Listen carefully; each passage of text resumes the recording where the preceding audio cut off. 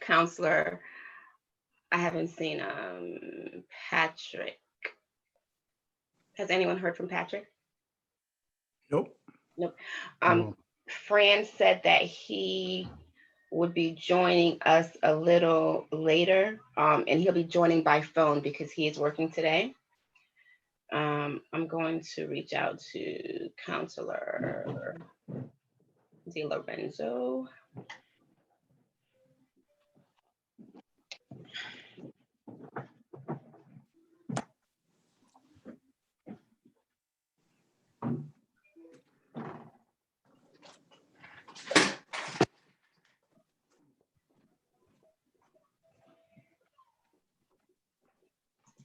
I'm just going to wait a little bit to see if I hear from Nancy with your background. This is our new department logo. Are you joking? No, seriously. Looks like just like the World Cup logo from a few years. Oh, it's people. See, look. Wow, very nice. How come we didn't get the memo on that? Because it's for my department. Okay.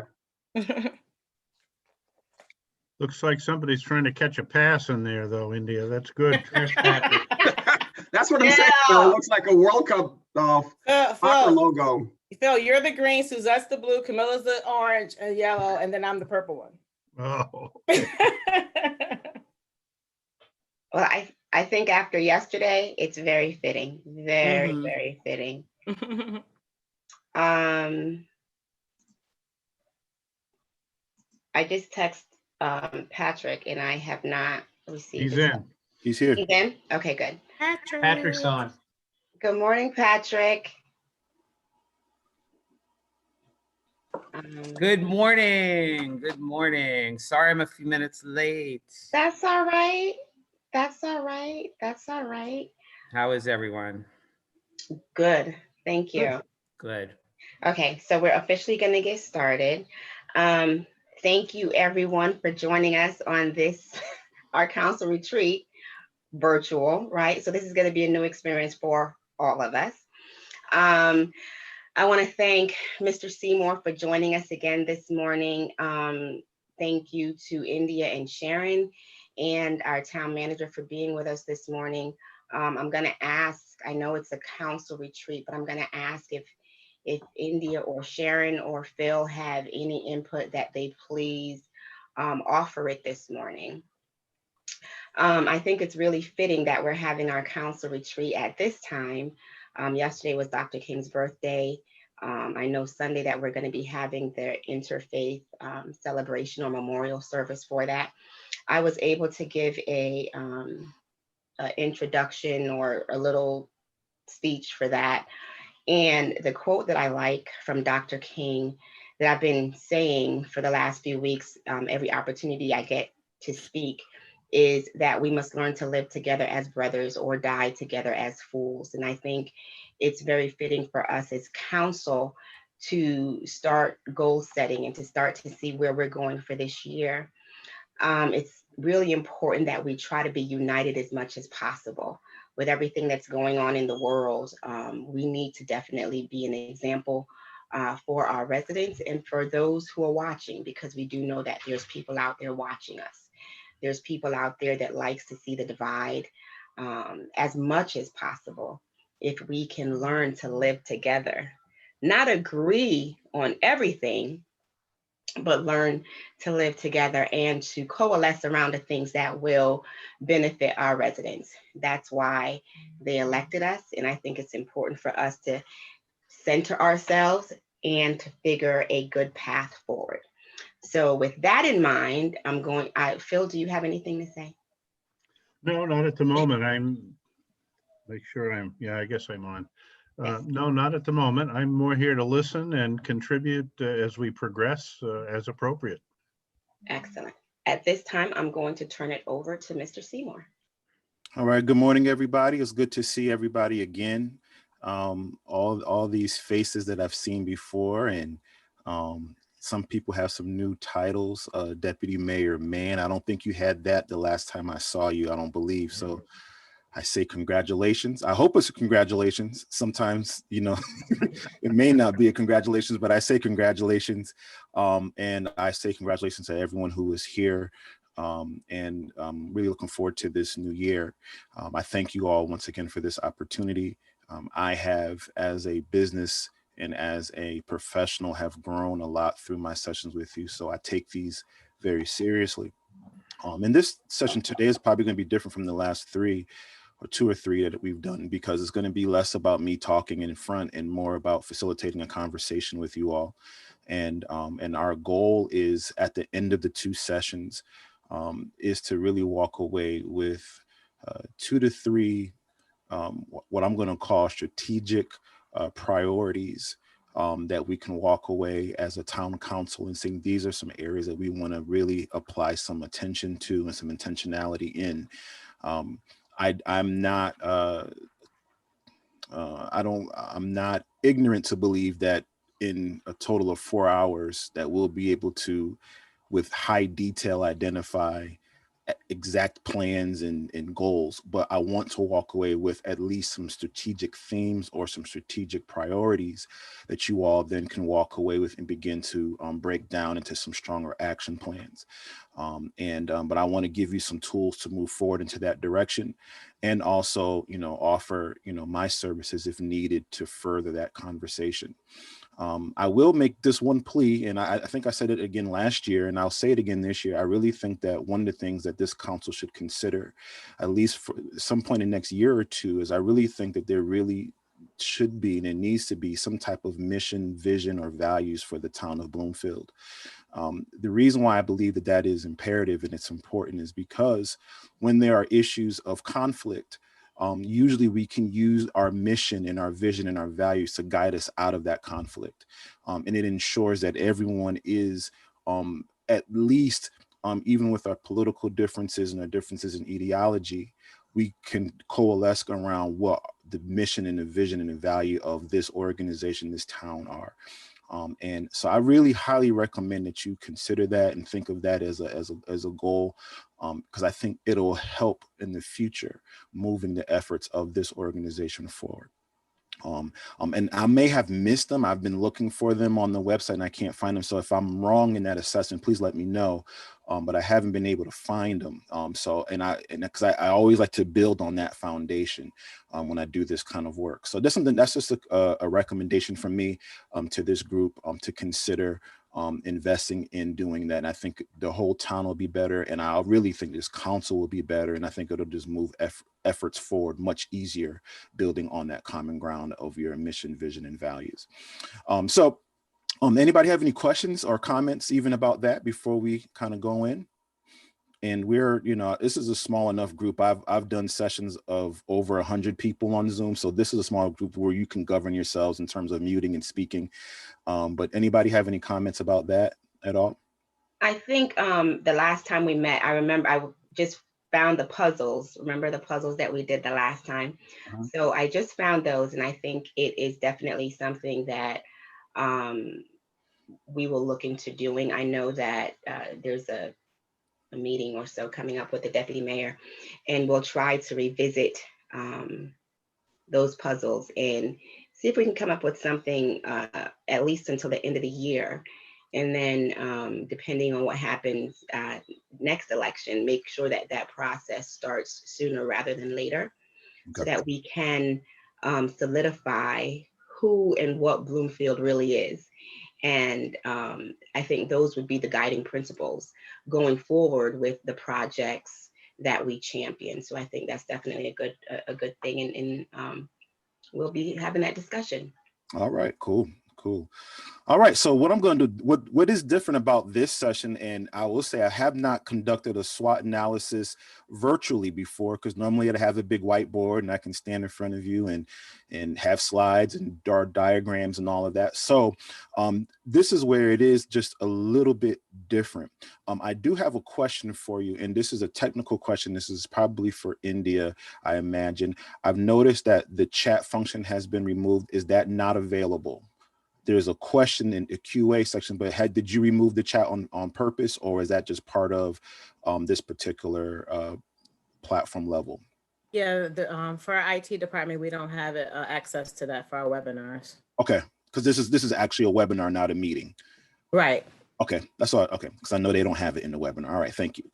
All right, so I'm going to share my screen and let me see if I can pull this up. So I'm going to be using a Word document, and I want to be able to see everybody as much as I can. So can you let me know, can everyone see this document on the screen? Yes. Everybody's all right. So we're going to get into doing the work of conducting a SWOT analysis. And I know I'm working with a group of professionals. I don't need to go into great detail about what a SWOT analysis is. But I did want to at least give us a baseline definition, something very simple.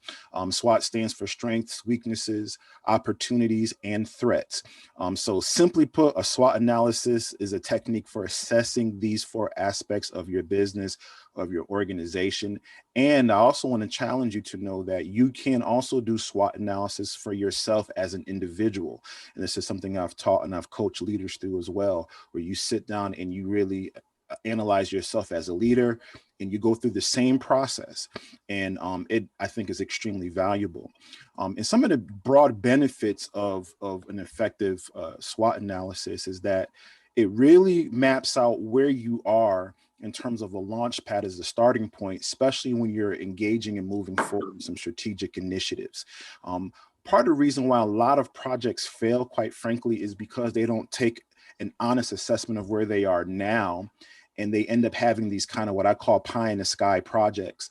And they don't even realize that they are not even strategically positioned to even pursue some of the projects.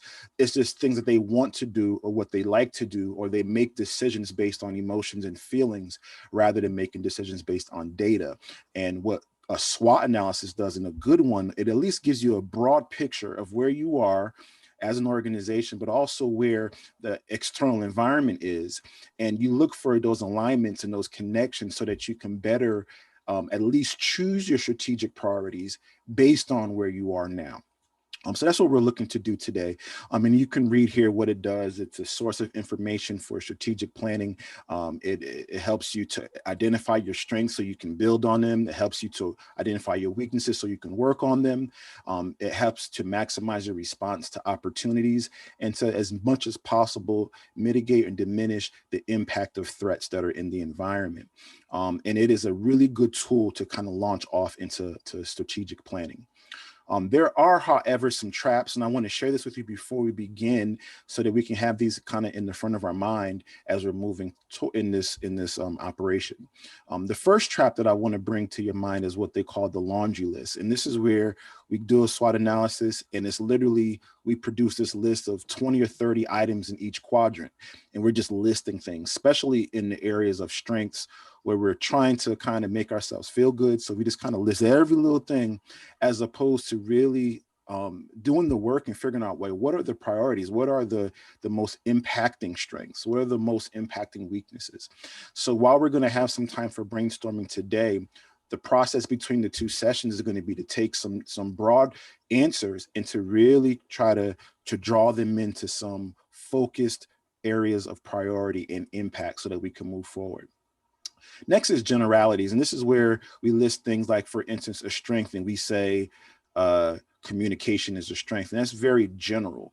Let's break that down and let's really get into the weeds a little bit. What is it about our communication that makes it a strength? Is it the pace of response? Is it the technology that we use? So we can really drill down and get the key elements that we're trying to identify. The next one is what they say is special effects only. What that means is, instead of listing the core reason, we list the effect or a byproduct of the reason as an element on the SWOT analysis. So I was doing some research, and once again, get me wrong, I think the town of Bloomfield has AA+ rating. I think I read that somewhere. So we don't list that as a strength because that in and of itself does not help us. We're better off saying, well, what strengths do we have that led to that rating? So what is it that we possess? What are those resources? What are those procedures and policies that we've put in place that have enabled and empowered us to achieve that rating? So that's the difference between identifying an effect of an element or the element itself. One of the most important traps is mistaking influence for control. So when we break down the SWOT analysis, we're going to see that strengths and weaknesses are a reflection or analysis of internal things that we have direct control over, whereas opportunities and threats are talking about external things that we can only hope to influence. So I'll put, the big elephant in the room is an external threat is COVID-19, is the coronavirus. We can't control it. So therefore it will be a threat and not a weakness. Because we can't control it, but we can put things in place that can influence its impact on us as an organization. So make sure that we're clear, and I will help in facilitating this conversation and differentiating between things that we generally control and things that we can only have influence over. Lack of outside in perspective. Sometimes when we're married to the work, we tend to look at what we do from a very narrow lens, from being so entangled and enmeshed in it. And in order to do a good SWOT analysis, though, you almost have to be able to take yourself outside and look within, and to be able to identify strengths, weaknesses, and opportunities and threats. And that means to be able to really get your feelings out of it. And that's something I didn't put here, but a trap of a SWOT analysis is sometimes we can be so emotionally connected to the work that we're unable to be objective in analyzing it. So, you have a project or a priority that's for you, and somebody might list something attached to that project as a weakness, and you feel the need to defend. And that's not what this session is about. It's not about defending. It's not even really about a whole lot of explaining. It's about getting some ideas out that can help shape the next steps. And last but not least, kind of too much exposition or explanation. So as we start listing things, somebody might say that, as a weakness, I feel is lack of communication, and we might have the communications director on the call, and it's not their job to defend why it's not a weakness. That's not what this session is about. We want to get some ideas. There is no wrong answer.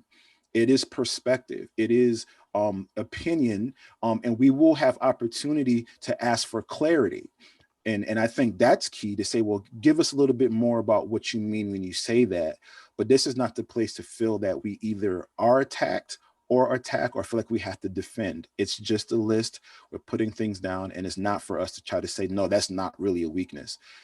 That's not what we need to do in this conversation. This is more about hearing from everybody. We document it, and then we do the work of really breaking down what we document. So just in terms of kind of rules, I like to kind of lay out, I want to stress that this is not a place to, don't feel like you have to defend anything.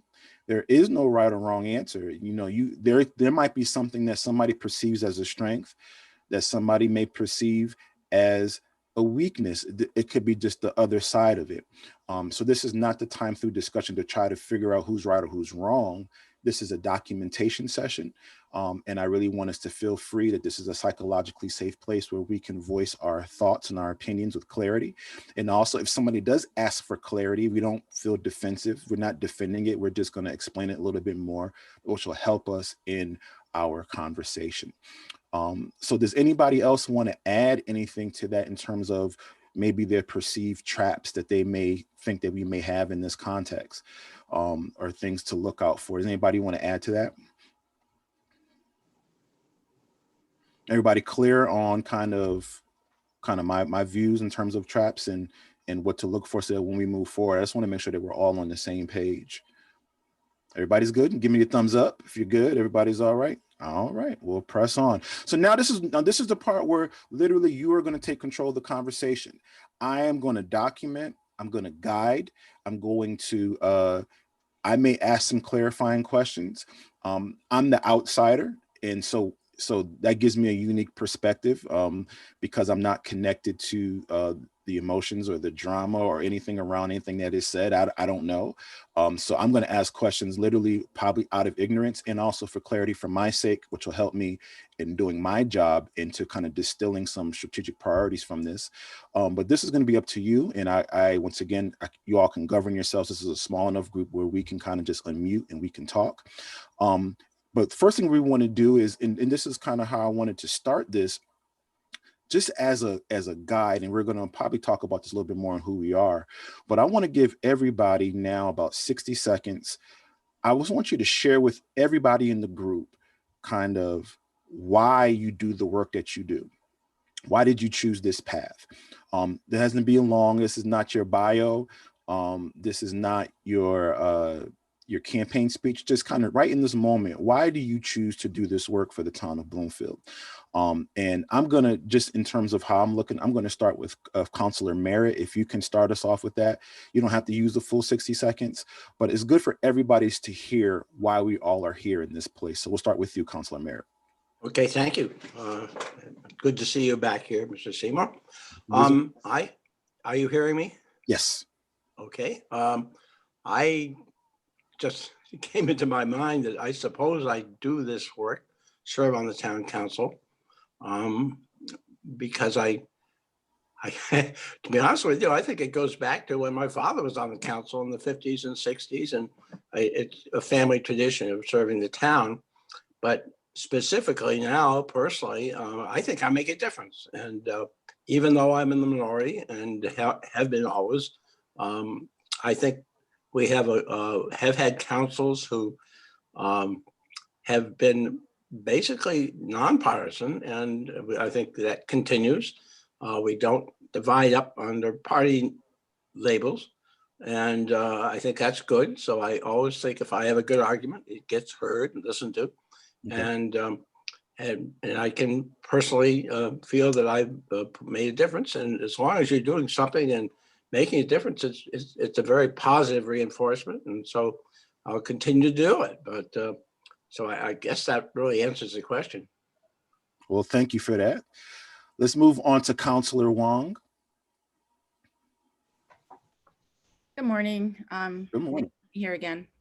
Why my 60 seconds?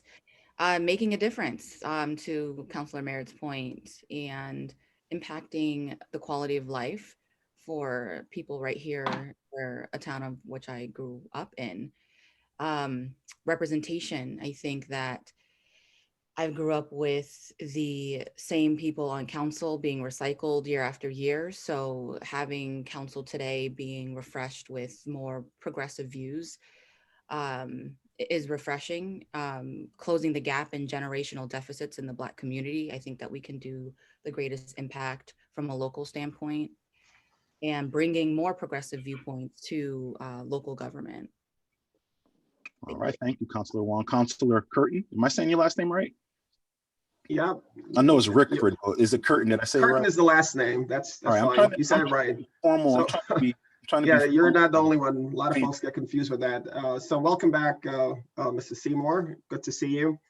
I guess the way I started is, I would say 13, 14 years back, I think 18 years back, moving to the town of Bloomfield and starting a family.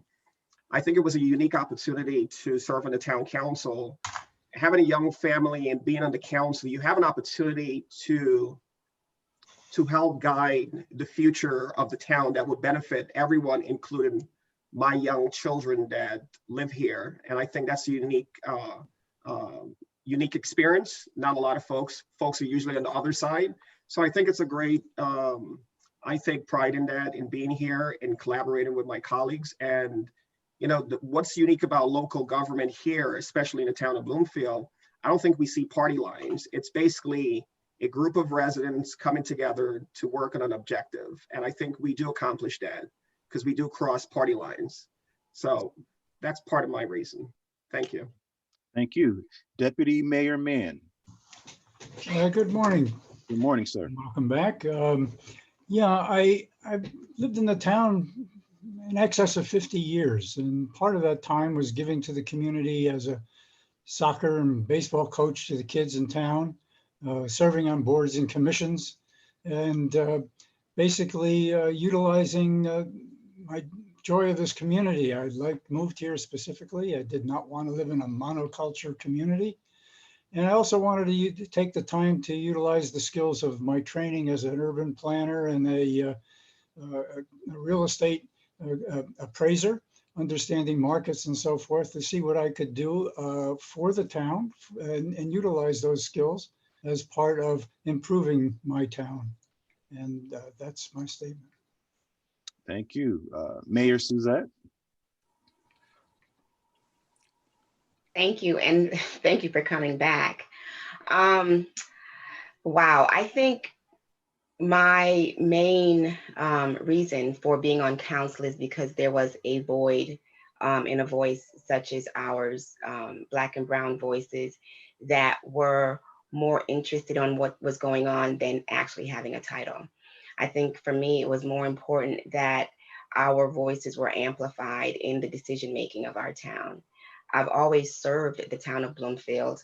And I thought in this way I'd be serving because politics really is at a local level, and starting the change really starts locally. And at the time, there was a lot of things that needed to be changed. There was a lot of things that needed to have conversations around, those courageous conversations, making sure that policies impacted everyone, not just some, but all of our residents. It's important to me that I leave this place empty. I leave this space making a difference.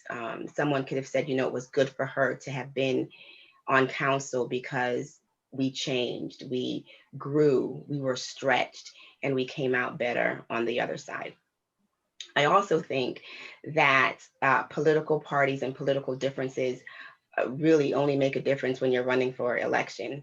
After the election is over, we do have to coalesce around what we believe are the best interests for our residents. And that's why I'm still here, because I believe that there's a lot more work to do. I believe that there's a lot of things that this beautiful town of Bloomfield, that I say all the time is the best town in the state of Connecticut, now the nicest.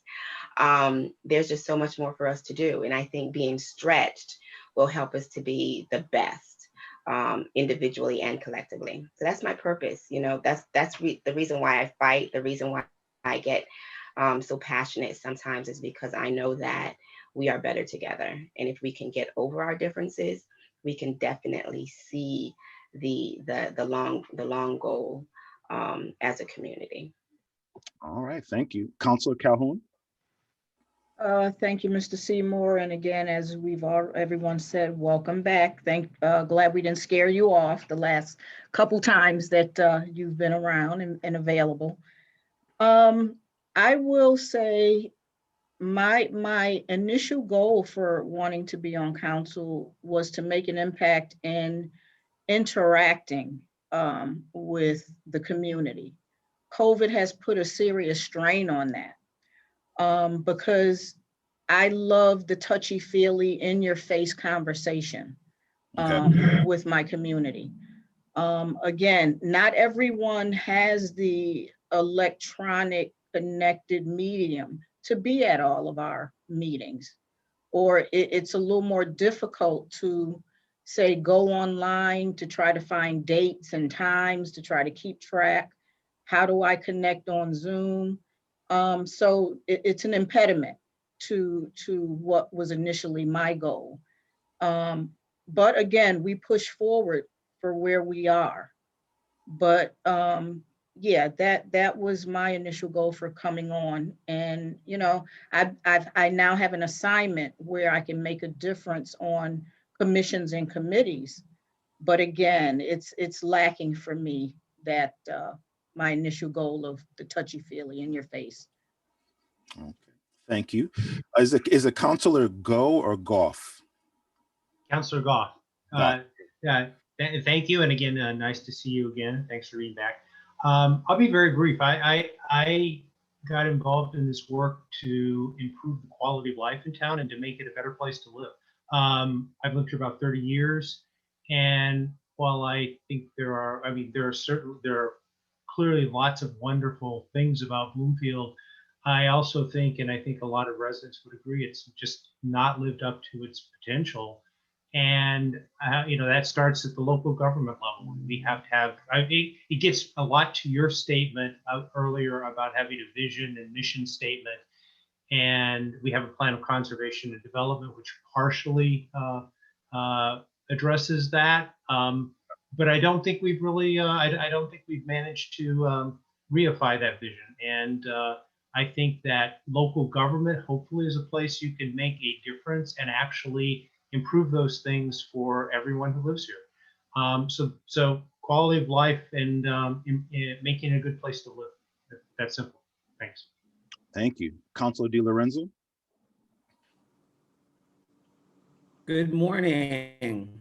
Good morning. Good morning, Mr. Seymour, and thanks again for being here with us. And so many good reasons. I'm not sure how many more I could add to that because everyone's been so good in what they've said. But really, to keep it simple, I like people and I want to help people and I want to be part of the community that I live in. And everywhere that I've lived, I've tried to do something, be involved in some way. And I've lived here in Bloomfield now with my wife for almost 17 years. And almost half of those years I've served on this council and have been very privileged and proud to do that. And I think what got me into it is, wanting to give something back, wanting to, see where I can contribute in some way that would make a difference. And also to better understand how government works in New England. I came from Pennsylvania, and things are a lot different in Pennsylvania than they are in the New England states. And one of the things I wanted to find out was, well, how does our town government work? And what are the things that are being done to make the citizens' lives better? And where is our money going? That was another big thing. One of the things that stunned me when we built our home here is the amount of tax that we were paying. So I wanted to see why are we paying all this tax? And so, that led to many other things. That led to, finding out how government works and what the budget's all about and where our funds do go and how we serve the people that are in need and where we can do a better job of making this a good place to both live and to work. And so I've been very privileged to serve with this council and previous councils in trying to make, to keep our taxes in check and to provide the services that we've become accustomed to. So I agree. This is a nice place to live, and we want to keep it that way, and we want to make it better. So for all those reasons, I want to give back to serve the community and leave a legacy that I can look back and be proud of, and so can the residents look back and say that, yeah, Di Lorenzo did pretty good. Great. So thank you. Councilor Politis, I don't know if you're able to answer because I know you're working, but if you are, you can unmute yourself and answer. Let's see. Hi, can you hear me? Yes. Hi, thank you. Thanks for hosting this morning. For my reason for getting involved actually is, my family's had a business here in town for a very long time, and I really felt that it was important to give back to the community that we've been so privileged to serve for so many years. And I was on some lesser committees, but it seemed like this was a good opportunity to really devote some time back to the town. That was my main goal, my main reason for doing this. All right, thank you. I also want to hear from our interim town manager as well as our support staff. So interim town, I think Phil is your name, sir. What's your why? Well, I go back to the 50s and 60s, and I'm a child of the Kennedy mystique, I guess, in terms of the mid to late 60s, early 70s, and having worked in the federal government for a while, and knowing that you could get things done at the local level, I chose to go into the city, county, town management business, and because I could get things done instead of watching things sitting on the shelf for years or decades or whatnot. So it's pretty much along those particular lines. You were also, I think most of us thought that we have time, treasure, and talent given to us. And if you can serve your community, serve your profession, serve your country, it's an opportunity to to stand up and do so. So that's kind of my comments at the moment. Great, thank you. Ms. Howe? Good morning. Good morning. As the counselor all said that, everyone loves serving the community. I grew up in Bloomfield. I've been here pretty much forever. I love what I do. The counselors are the face of the community, and they set the policies and everything else. We, the town staff, we, under the direction of the town manager, we execute. And that's what I think we're here for. I love what I do. I love being a part of this community and helping out. Ms. Rogers, last but not least. Yay. As a staff member, as being a clerk of the council, as well as a social worker in the town, I'm committed to constructive development and public service with my primary focus of leading by example to serve all members of the community. Great. I wanted to start here, and I'm gonna move quickly. I don't want to stand as long as that. There is our individual whys that we all just shared. I wanted to really demonstrate that at our core, there's really nothing inherently Republican or Democrat about our whys. If you notice, our whys are very unifying. They're saying pretty much the same language. I know Ms. Wong talked about wanting to bring a progressive voice. That probably reflects her demographic and her thoughts more than it is a political thing. But at the core, we are all Bloomfield citizens. We love Bloomfield and we want to see Bloomfield grow and progress. That's our why. And as we bring that why to this conversation, we need to allow that why to govern what happens. I don't want a homogenization. I don't want the Republicans to become less Republican and the Democrats to become less Democrat, but I want us to connect beyond that to that why that we all just brought to the table. If we played that back, there's nothing in those messages that you'll be able to go, oh, that's a Democrat, or even to say that's somebody that's higher up on the social economic ladder. All of our differences, if you've noticed, were diminished in our declaration of our individual whys. Now we need to bring that together to work towards the big why of this town. So I just wanted to start there just to show that we're more alike than we are different. And we all really want to see the same thing. We have different ideas about how to get there, but we really want to see Bloomfield grow and be better. And I just wanted to remind us of that. I'll probably do that activity anytime you have me come, because I think it's good to remind us of that, especially after campaigns and meetings and such. At the core, we all pretty much want the same thing. So I thank you all for sharing your why. And I'm glad, I hope you all heard each other's whys too, so that when you have some conflict, that's common ground. Always going saying, well, what do we have in common? We both love this town. So I'm gonna go back to sharing my screen, and we're gonna jump right into this SWOT analysis here. And the way this works is, once again, I'm guiding the conversation, but you all are gonna be the ones leading this. I'm gonna be documenting, and I'm gonna finalize this document, and I'm going to make sure that you all get it. I will get in touch with both Sharon and India to make sure everybody gets this document. And then we'll talk about next steps. So first thing we're gonna talk about is identifying our strengths.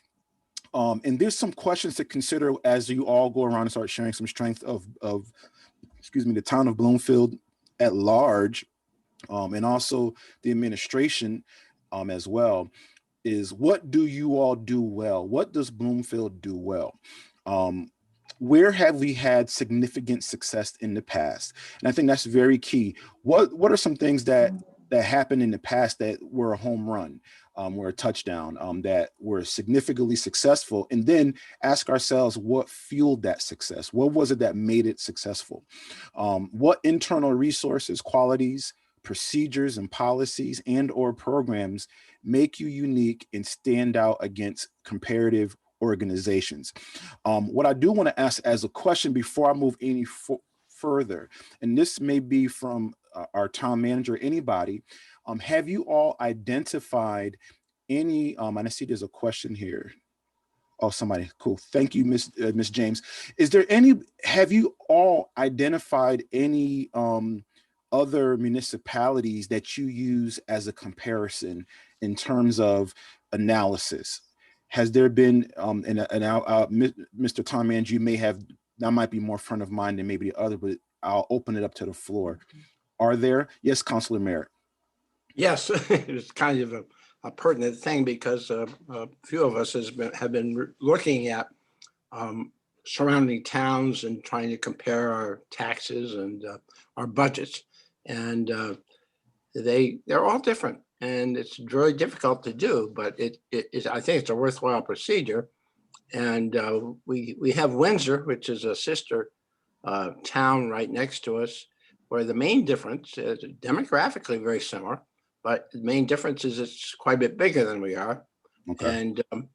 And we have Simsbury, who is an outer ring suburb and quite different from us. So it really doesn't lend as much for comparison, but it's still worthwhile because you wonder why we pay so much for a police department, and there's answers for that. And there seems to be answers for things, but I think it's a good analysis when you talk about comparing with other towns. Okay. And but Bloomfield is quite different, and you start getting into that when you analyze. Although we have said do similar things to other towns, so it's worthwhile to compare. Okay. Thank you, Councilor Curtin. Thank you. I think this is one of the areas, in my opinion, that I believe that we could do better in how we look at other communities and try to mirror that. The one thing that I have come to realize, especially when you go out there and you do research on the various policies and initiatives, you don't have to reinvent the wheel. A lot of that stuff is out there. And I believe we have to do a better job at not only looking at other communities, but finding ways to collaborate with them and finding ways to, we do it at a limited standpoint in regards to resources and shared resource, but I think we can do more. And I think the environment is kind of forcing us to do that in a sense, because limited resources with the state, budget deficit and so on. So that's something I believe as a town, I can't speak across the board, various other municipalities, but I think it's something that Bloomfield can improve on. Okay, and Councilor Goff, and I'm off some closure on this conversation. So we can move forward. Thank you. No, I'm glad actually this subject came up, because I think that it's extremely. I think that's something that's really been lacking, is our comparison with other towns, and you have to be careful about that, because as Councilor Merritt points out, every town is unique relative to its demographics, relative to its location, relative to its resources. So you have to be careful in what you compare. But on some levels, and I think this is part of what Councilor Curtin was getting at, in some levels, which are services, how services are provided, what we see empirically as the result of providing those services, there are no differences between these towns. There are no differences. There are not demographic differences that should make a lot of difference in the result. So I think that this is one thing, and this is not meant to be a insulting comment to town administration. But I think as counselors and as administration, one of the things that really needs to happen is that there needs to be a lot more analytic work and a lot more focus on data. I think you opened this a bit with when we were talking about strengths, weaknesses, and this whole SWOT analysis, that it needs to be data driven, not emotion driven, not conjecture driven. And so I'm all for much more work with comparative analysis, and I think the results will lead us to potentially, looking at taking some pretty dramatic actions if we follow that to that conclusion. Thanks. I see your hand, Councilor Wong. I just want to say one thing, and I'll give you the floor. So just as a recommendation, and reason why I kind of came up is that this is being in a municipality. It's a little bit different than a traditional business where you can kind of look in the market and do some comparative analysis. I do believe that there is value, as has been identified, in maybe identifying 3, 5, 7 municipalities, not just in Connecticut, in other parts of the country, in other regions, where we can identify, kind of say, these are just kind of 5 communities that we want to use for some comparative analysis. And that way, it just gives us another data point and some other information that we can kind of infuse in our conversations when we're trying to move things forward. And as Councilor Curtin said, also just to even possibly build relationships where we can share best practices. And I don't think there's really right or wrong. I think that could be good for the town. And Councilor Wong, I want to hear your comments, and then we're going to move into the strengths. Thanks. Yeah, just a quick one. From a citizen's perspective, I think that diversity and inclusion is a core foundation of what our town really likes living in this particular community. And I do agree with the comparison piece of it. I just caution us in all things comparison versus imitation. So I just want us to be conscious of that. Thank you. Very good point. So let's start by identifying some strength. And Councilor Wong, you brought me to my last question to consider in the strength section is, what would our citizens list as strengths? Because I think that it's not just kind of, what do you think in your head, but what do you, what's the, in business we call it, what's the voice of the customer, but what's the voice of the citizen? What would your average run-of-the-mill citizen say would be a strength of the town of Bloomfield? So now I just want to open it up and you can raise your hand and I'm going to type in what you would consider to be a strength. These are internal qualities. These are things that we have direct control over. So I want to caution that before we lead this conversation. These are internal, where we're looking what we as an organization have or that we do that we can have direct control over. So we'll start with Councilor Curtin, and the floor is yours. Thank you. I mean, the one area that I can say with my 3 years on the council and prior to that looking in from the outside, I would say good financial management by our team. That's something that I believe has been consistent across the board. And I think you mentioned earlier about AA+. I think it's because of that financial management. And that's basically the heartbeat of any vibrant community. That's the starting point. So that's the one kudos that I would say about this organization, good financial management. All right, thank you, Councilor Wong. I had something similar. I wouldn't agree with the management piece of it as much as I would emphasize the stability or the sustainability from a financial standpoint. And I don't know if I want to explain myself, but as far as financial management, what do you get for the money? What do you get for the taxes? And I think that when we see what we get in the town, it falls a little short from a comparison standpoint. So that's why I kind of emphasize the stability and the sustainability piece of it. We do a really good job doing that. The staff is responsible for success. Sustainability. You're going to excuse my spelling errors because I'm going to type fast. So I don't want you to talk about me after the meeting's over saying that the facilitator couldn't spell. Councilor Merritt. Thank you. And well, we need spell check. But anyway, I think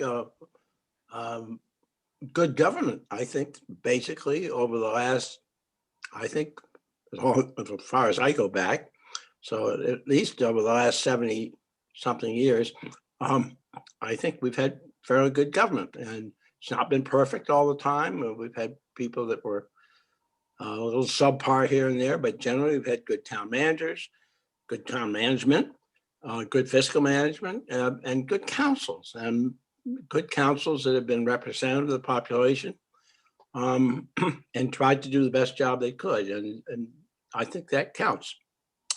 So let me ask for clarity. What makes the councils, what has made the councils good? Well, I've been on most of them, so that's so let's put you down as a strength. With Joe Merritt.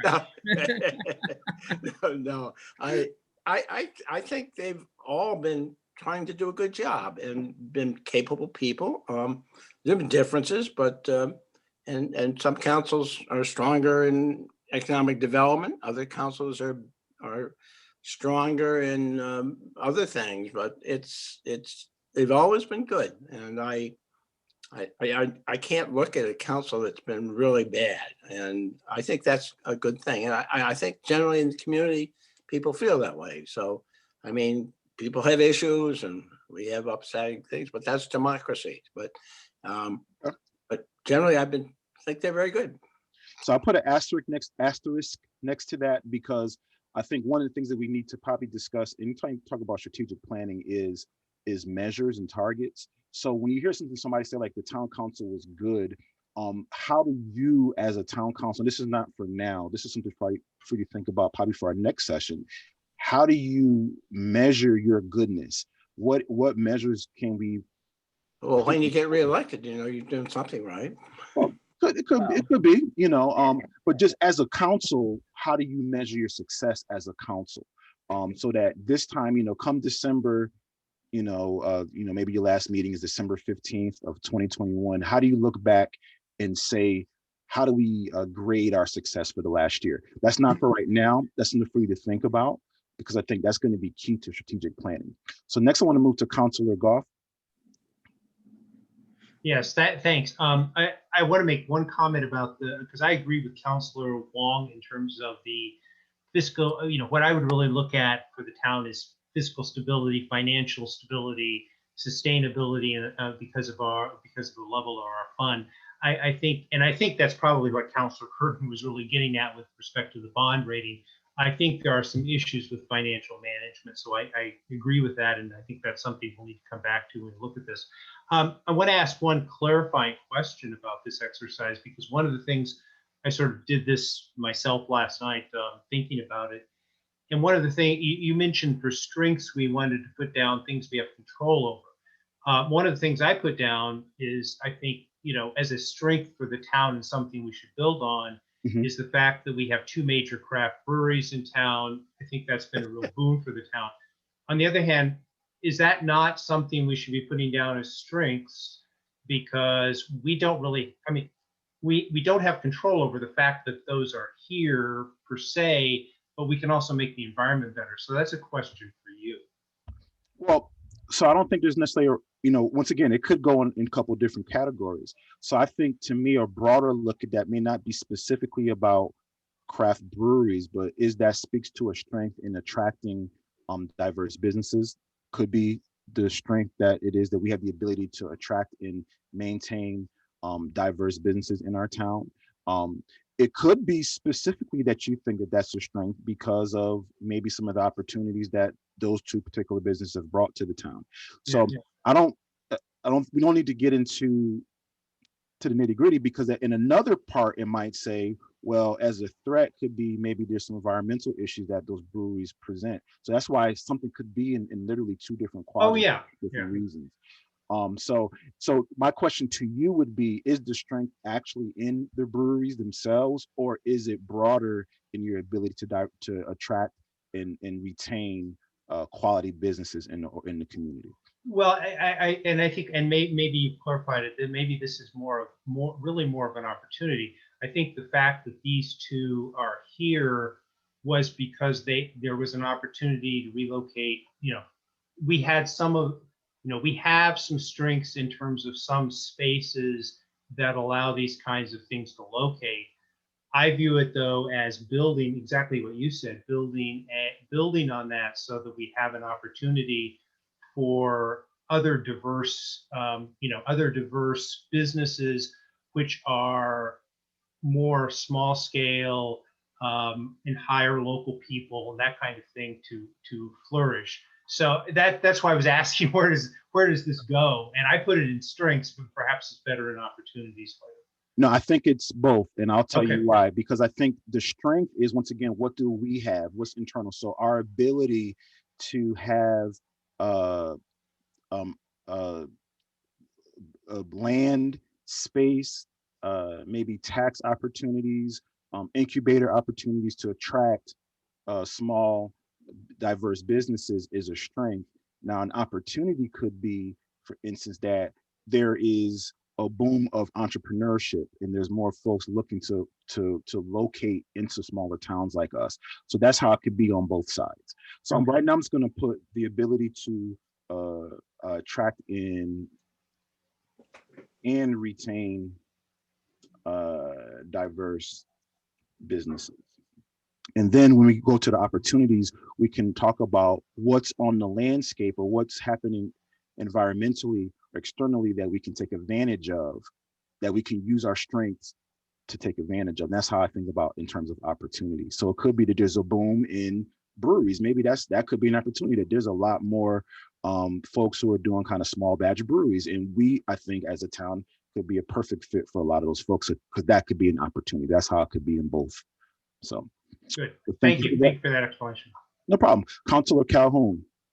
Yes, thank you. I think we have a strength in diversity in community services Okay. offerings for, the age groups, from youth on up to through seniors. All right. Councilor Mary, and this is open, so whoever wants to speak. Okay, I was just going to say that we can measure our strength in economic development by the fact that almost 2/3 of our taxes are paid by non-residential, which is a huge, huge strength that very few other towns can say they have. So when we raise taxes, it's mostly coming from the business community and not from poor people. People are having a tough time doing things, or our main tax flow is on the business community rather than on the individual families. So, and I would also say that one of our failures or lack of strengths is in providing services to answer that, to respond to that point, is that we really don't match up with surrounding towns with our library capacity, breadth of services. Our So library Councilor Mary, if you mind, I'm Yeah. just going to stop you because that's probably for weaknesses, and I just want to make sure we stay Okay. on. So hold Okay. that point, because that's a good point. But thank you for that. Can I jump in? I don't have a button because I'm a co-host. Oh, okay. Can I, before I get to you, can I get Deputy Mayor, because he had his hand up first, and then I'll get to you. Maybe. Yes, thank you. I think some of the things that people are talking about resolve to location, being an inner ring suburb with plentiful amounts of land, both open for recreation, both available for agriculture or development, proximity to the airport and the interstate system gives us some economic advantages for which we have to take care and make the right decisions on how those properties, those possibilities get developed that benefit our citizens now and in the future. And I think that's a clear advantage we have over a lot of towns in the state. But it costs us a great deal of concern because we have to make the right decisions. All righty, thank you. Mayor Suzette? I think one of our great strengths is our workforce. I think we have an exceptional team at the town being led by our town manager. I think we have seen over the last few months how they have kept the town going in spite of. So I think the people that we do hire to work here in the town are very quality and qualified people. So I think that's a strength because as someone said, the council makes the policies, but we have to have the people to be able to enact those policies. So I just wanted to say that. Okay. And yes, sir, Councilor Di Lorenzo. Yes, thank you. These are all great things, but I wanted to tag on to some of them. Going back to the attracting and retaining diverse businesses, one thing that I think is a strength of this town is that we're a town who listens. We invite We lost you there. when people are attracted to our community, and we will listen to them. Can you hear me now? Yep. Can you hear me? Yes. Oh, okay. Yeah. So I think, yeah, I'm getting a note that my connection is unstable. I don't know why, but let me know if you can't hear me. What I was saying is, we're a town that listens, and we want to hear what these businesses have to offer the town of Bloomfield. And along with that, we have an abatement policy, and we've recently revamped that policy.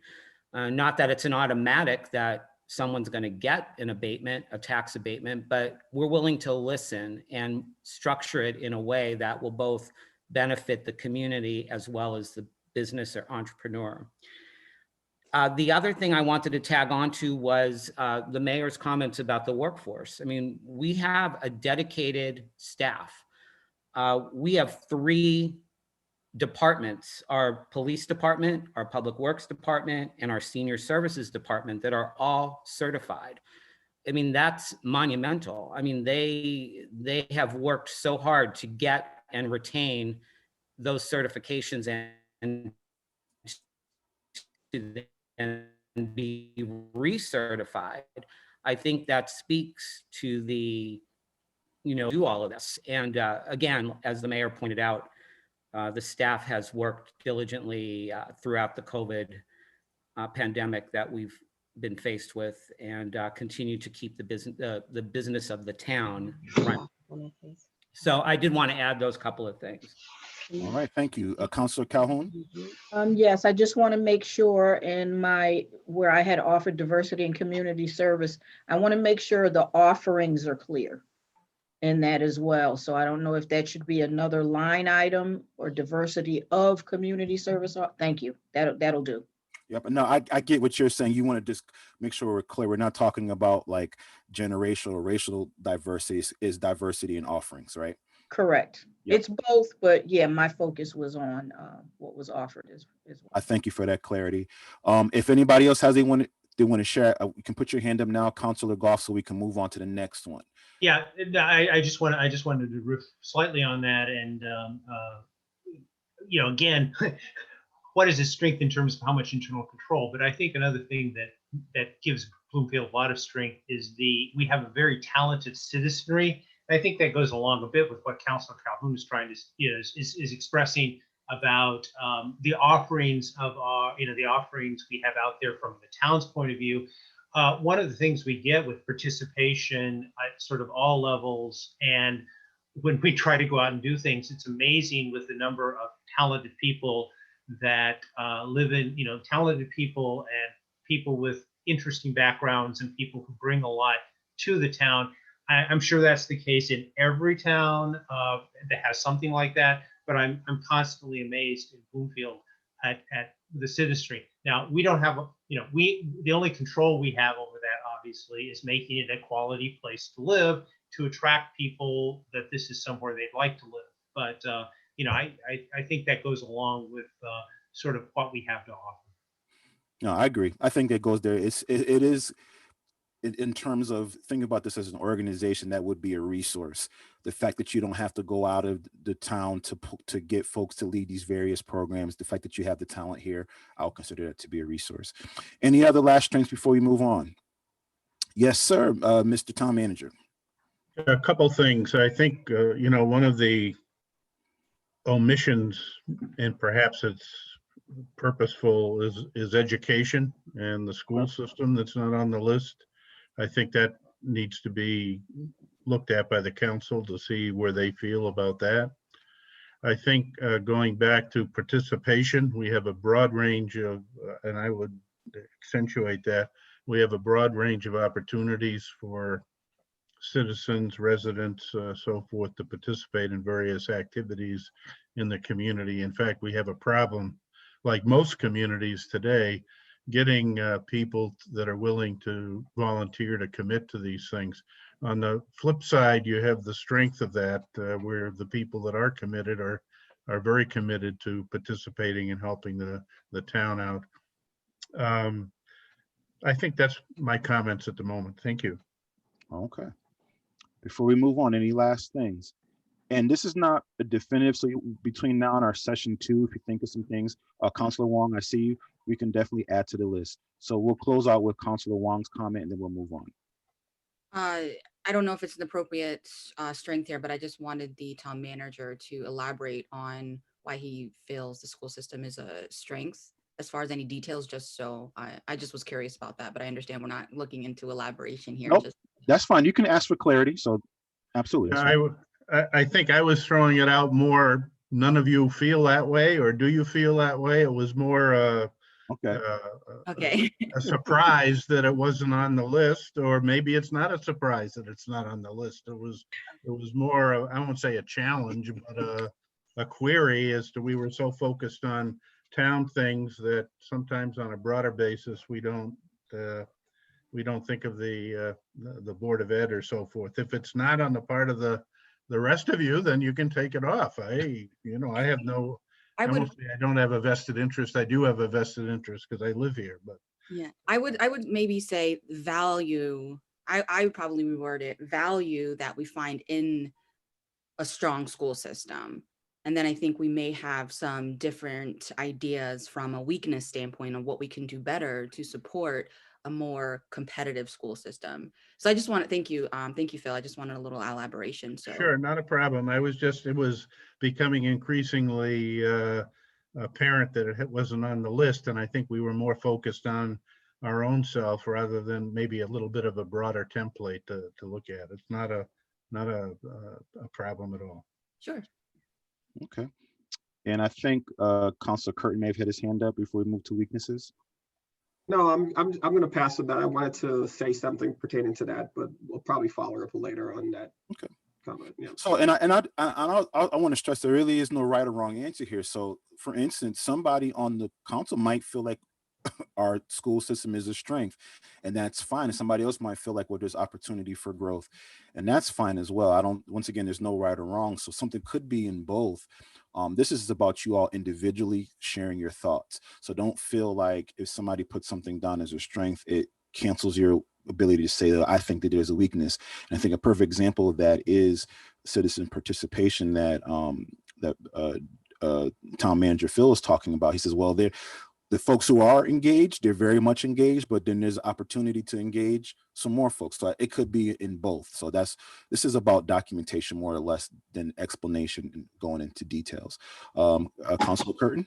Yeah, I just want to add, since you mentioned that, I think, listen, I have kids in the school. I think our schools, they do a good job. Is there room for improvement? Absolutely. But I think based on what you said initially is what do we have control over that we see as, so that's why I don't think the school would be, it's not that anyone would negate the schools, but it's not something that we have control over. We don't govern the schools. I mean, we provide budgetary items, but not, control over the schools itself and the curriculum and so on. So I think that's a little different. That's how I would look at that. Yeah. Yeah, I think where I was going, Rickford, was more resource allocation on a town-wide basis. Mm. Town being the whole budget, of which the Board of Ed is the majority part of it. So, Okay, no.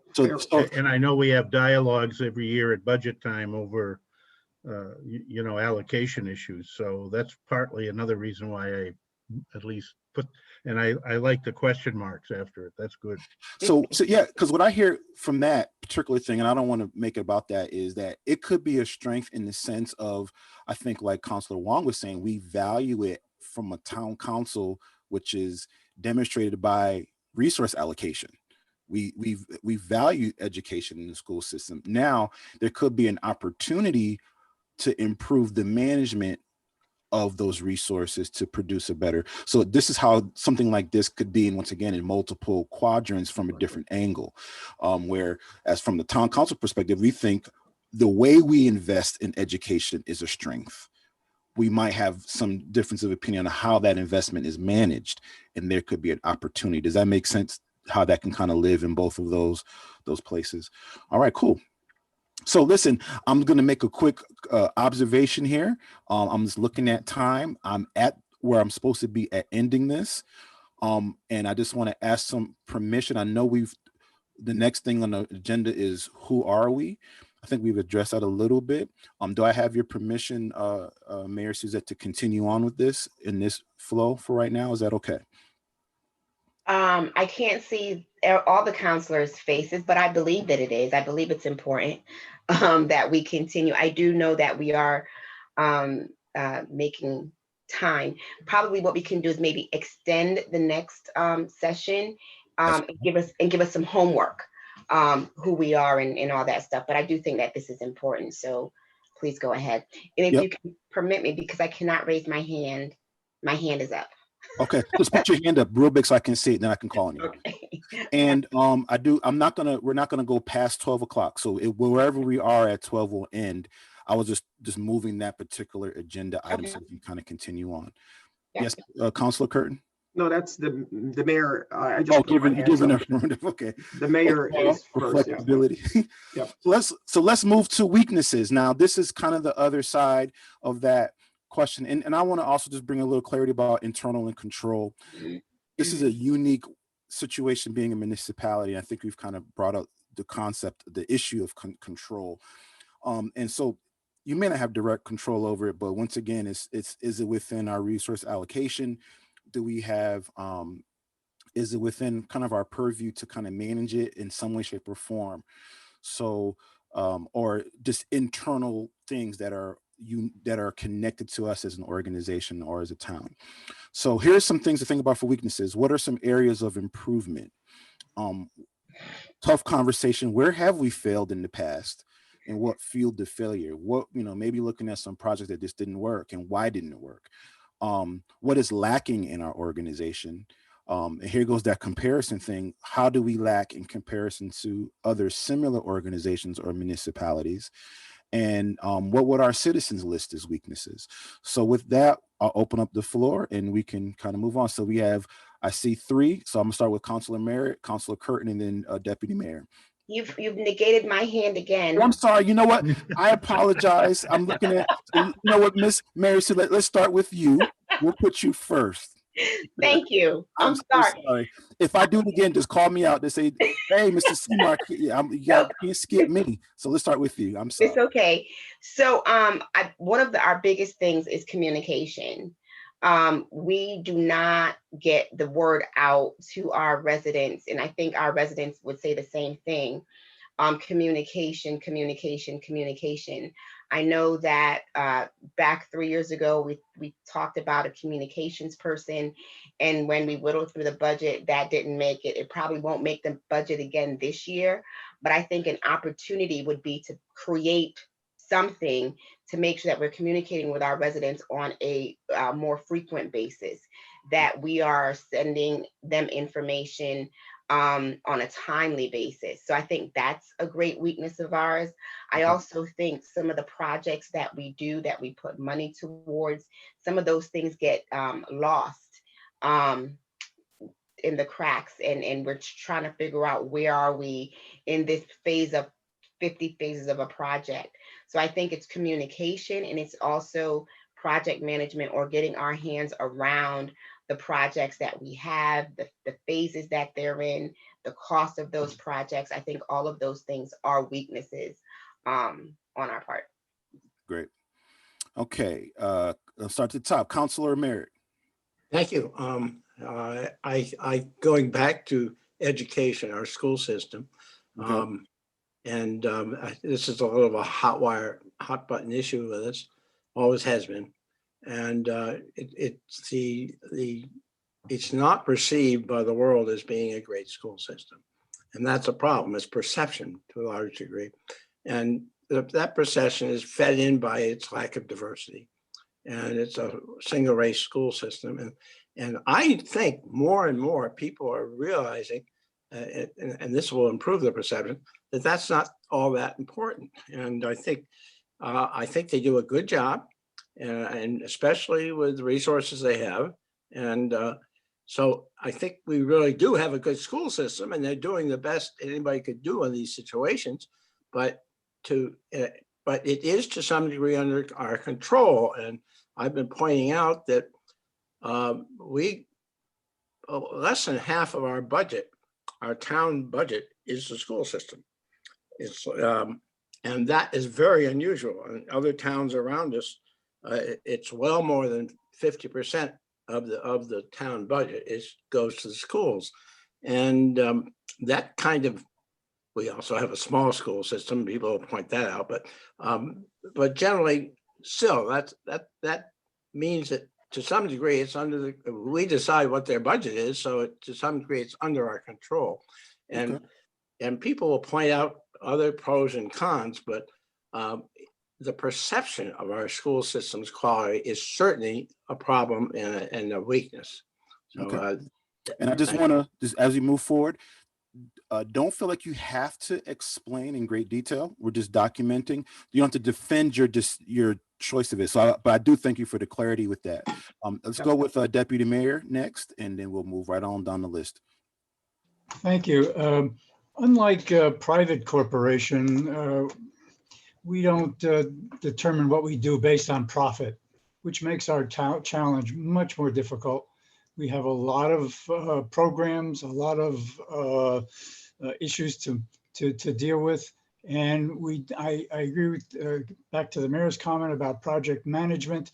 We have difficulties staying on track. We have difficulties eliminating programs, people, and other efforts that aren't productive, not meeting the mission, which I'm not saying that in a negative way. I'm just saying it's the only choice we have in order to balance the books, in order to put more money to more important things, or to things that are considered important.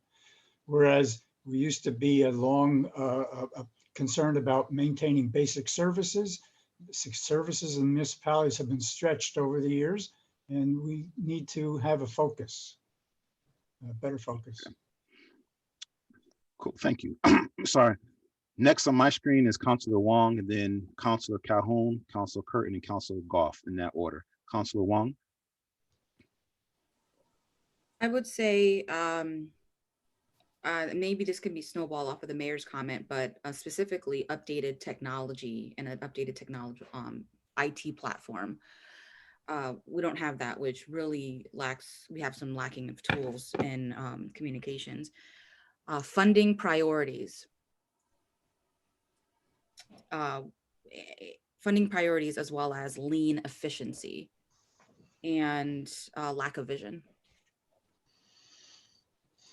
Do you mean general lack of vision for the whole town, or any in a specific area? Particularly when it comes to funding priorities, or kind of snowballing off of the deputy mayor's comment as far as productivity and focus, and how that translates in operations and execution. Thank you. Councilor Calhoun. You're muted. Thank you. A hot button item that we've been communicating about of late is our center of town. The attraction to Bloomfield for the center of town. And piggybacking on the technology, our website can do a little bit more fine tuning. I want to ask for clarity about the center of town. So do you consider the weakness to be the center of town itself, that it needs to be some improvements, or that the issue is in advertising and marketing for the center of town? Which one are you saying, Councilor? Well, currently is the lack of in the center of town. We're debating, and there's a control of, there's no draw to for businesses. Well, not necessarily for businesses, but our vision for the center of town isn't there. Okay, that's loaded, so I'm just gonna leave it like that for now. We probably will take that apart a little bit more. Is that okay? Sure. I think there's a lot involved in there. It is. Okay. It is. Councilor Curtin. Yeah, thank you. So this is a great segue into initially why I said good financial management. I will start off with a economic development. See, financial management is good. That means you have the capital, you're able to do certain things, but how do you execute from that standpoint? And I believe that we haven't really been good at driving that. I think we have been more, I would say, regress in the sense of, let's let the marketplace dictate what goes on. We haven't, as a town, taken the initiative to help drive that. So I would say economic development. Another area, I would say, not really good infrastructure management. I think that's a major, and that goes across the board, our buildings, parks, and open space. We have been behind the 8 ball on that. And the last thing is not being able to leverage our diversity. I think it's good to say that we have a diverse community, but how do we leverage that? And I just want to make a last comment to one of my colleagues who mentioned about diversity in the school. And I had this discussion with a colleague of mine a few months ago. I'm of the mindset that we could have 100% minorities going to the Bloomfield school system, and I will be comfortable with that. What I'm more interested in is if they're getting the resource and they're able to compete at the same level with everyone else. Because I think we live in a world where everyone could access information, learn about various culture. I don't think that really drives it. I'm not a fan of busing our kids out of town into an area for diversity. I believe we have to make sure that our school system is properly not only funded, but there's some sort of equity when it comes to the resources. So I just want to make those comments on that. Thank you. So I'm going to challenge you because, and I thank you for those comments, but this is not the place for that. I'm not trying to be rude. No, that's fine. I just wanted to make that comment. That's fine. Yeah. So great. I put lack of leverage diversity. That's a note from me so that I can write it out. So I'll know what that means. Thank you for those comments. I appreciate it. Councilor Goff. Thank you. Yeah, a couple of things. One is I had written down the inability to restructure services, which I think is included in a number of things here. And I think people have made that point, because I think the mayor's points about communication, project management, those are exactly right and very real issues. The trouble we run into is there's IT infrastructure to do some of that. And to me, it's a bigger meta problem in terms of, as the deputy mayor pointed out, we sort of keep things in place, which I think is a common, problem with municipal government, sort of status quoism. And we don't create, we don't take the time to reorganize and improve those systems and drop what isn't working and move into new worlds. So I think several of these can be sort of summarized under that little bit more meta narrative. The other things, two other things I wanted to mention that haven't been mentioned here, and a lot of the ones have. I think, to your point, this is where I think we do have a problem relative to mission, vision, et cetera. And I think that goes back, as I pointed out, a weakness is we spend time doing things, reports, and then we don't follow them. A major example of that is the Plan of Conservation and Development. We do this exercise by statutorily every 10 years. I think our current Plan of Conservation Development, when it was created, was quite good and is still very relevant. It's also time to do it again, to update it. But there have been numerous examples where it's in the Plan of Conservation and Development, and then the town has taken a different tack, or people decide they don't like what's in the Plan of Conservation and Development. So I think lack of follow through on that. We also get consultant reports, same thing. I also think, and this is something sort of like the school system, it's not under our control. I think we have some real weaknesses in zoning. A major one to me is that we don't have an agricultural zone. But I think we have some other issues in zoning. I think that has affected I think that's affected in lots of ways economic development, and has led to economic development we don't want, and maybe has retarded economic development we do want. So I think that's another issue that needs to go in there. Thanks. Thank you. Any other comments for weaknesses? Yes, sir. Interim town manager. Yeah, I think management capacity is one, and I think structural issues such as bargaining units, or that's an example really, but there's structural things, state mandates, whatnot, in terms of restricting flexibility. So I'm gonna hold off on that. That sounds like a threat, because that's kind of some external things. Well, it's in place now. Well, no, it doesn't mean that it's not in place.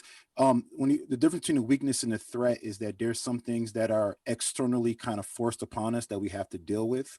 So Right. that sounds like something if it's a state mandate, that's not internal. Now, our weakness could be responding to those things, or to your point, management capacity, which limits our ability to respond appropriately. But the mandates themselves are considered more of a threat. I put down resource allocation too.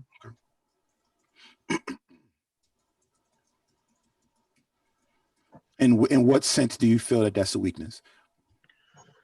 That we don't have the resources allocated to carry out some of the programs that we have in place, or that are desired by the vision or lack thereof, or vision of individual council members, or the council itself collectively.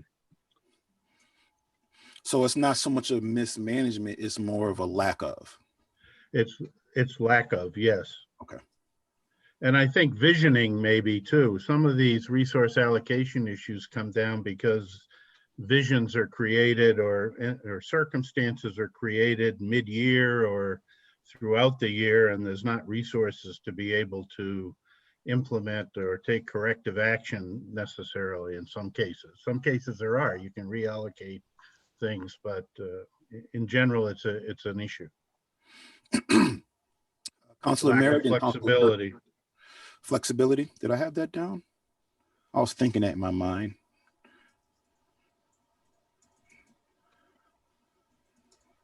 Okay, Councilor Merritt, and then Councilor Curtin.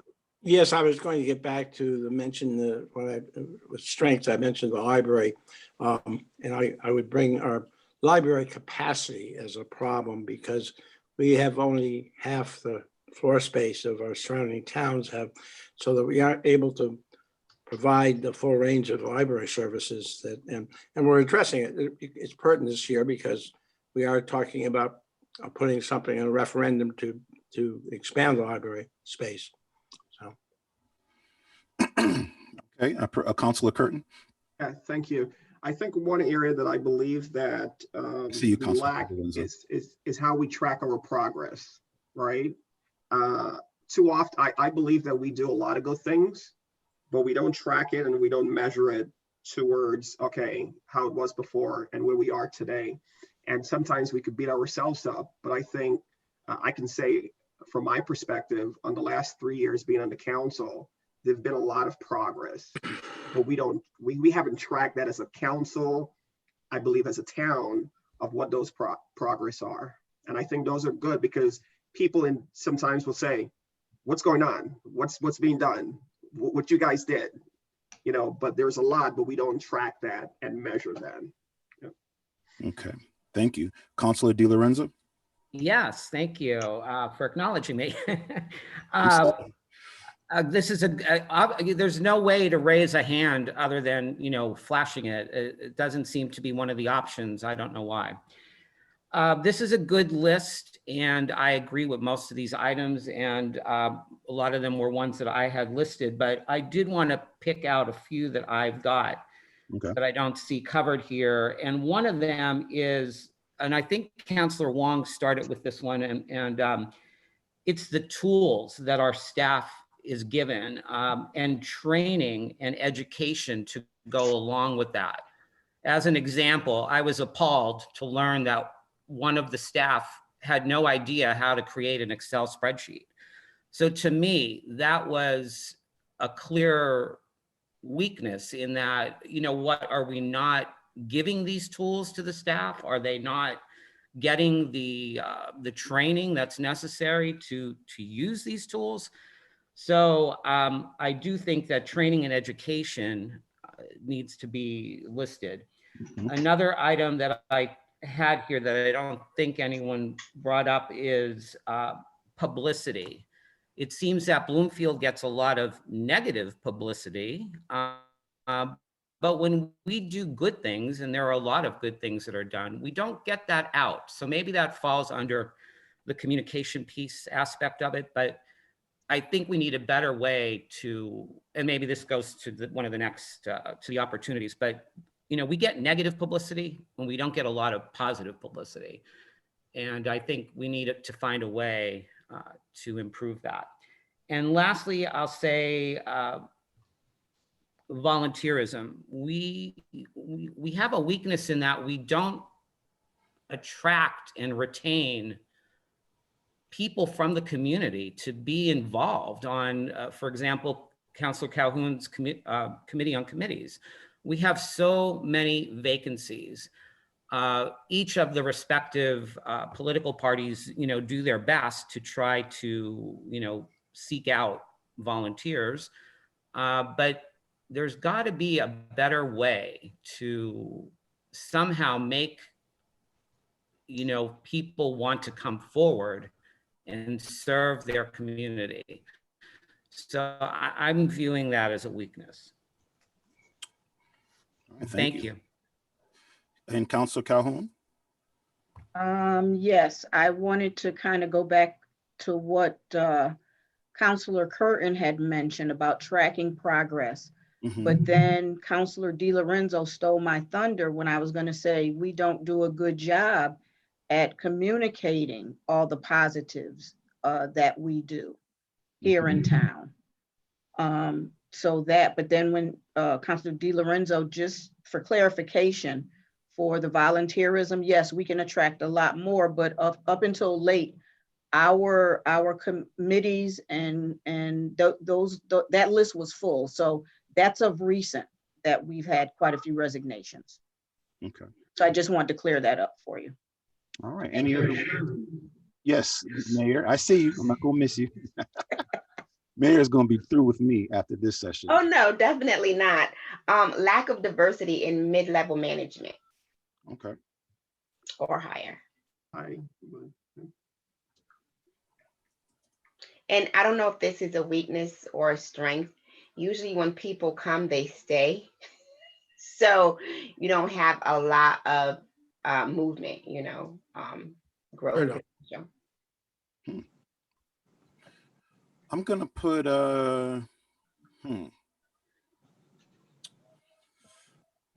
I'll put career movement down for now, because I think there's a couple different things. Councilor Wong. Thank you. I just wanted to add on, if it was okay, Councilor DiLorenzo, from the volunteering standpoint, I think that that's significant. Thank you for bringing that up, but we have a significant lack of diversity when it comes to a lot of our commissions and committees.